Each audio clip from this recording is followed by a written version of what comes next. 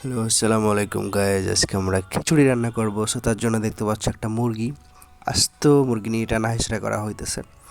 So মুরগিটা সুন্দর মতো ম্যারিনেট করে কোটা হবে। দেন তারপর হয়তো তোমরা দেখতে পাবা এই যে থালা বাসন ধোয়া হইতেছে। আজকে খিচুড়ি রান্না করার জন্য প্রিপারেশন বলতে পারো। সো আই হোপ অনেক ভালো লাগবে তোমাদের ভিডিওটা দেখতে থাকো। এই যে এখানে আমরা রাখছি পেঁয়াজ কুচি, সব কিছু, চাল, যেগুলো আমরা এখন তেল দেয়া হচ্ছে, পেঁয়াজ কুচি এগুলো দেয়া হচ্ছে সুন্দর মতো। এবং এগুলো দেওয়ার পরে কিছুক্ষণ আমরা সুন্দর মতো এগুলো ভেজে নিব। দেখতে পাচ্ছ এখানে পাস্তা পাতে যখন একটু কালার আসবে তখন এগুলোর মধ্যে আমরা ধনে গুঁড়া, তারপরে হচ্ছে আরও যেমন হলুদ, এগুলো আমরা সুন্দর মতো দিয়ে নেব এর মধ্যে। দেওয়ার পরে এখানে যে মাংসটা রাখা আছে এবার সেটা আমরা এই কষানো মশলার মধ্যে দিয়ে দেব।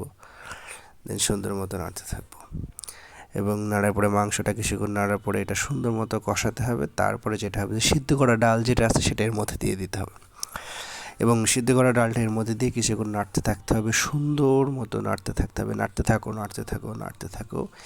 যখন মাংসটা কষানো হয়ে যাবে ঠিক সেই পর্যায়ে আমাদেরকে সুন্দর মতো যখন দেখতে হবে যে মাংসটা বেশ সিদ্ধ হয়ে গেছে, তখন আমাদেরকে এর ভেতরে চাউল দিয়ে দিতে হবে।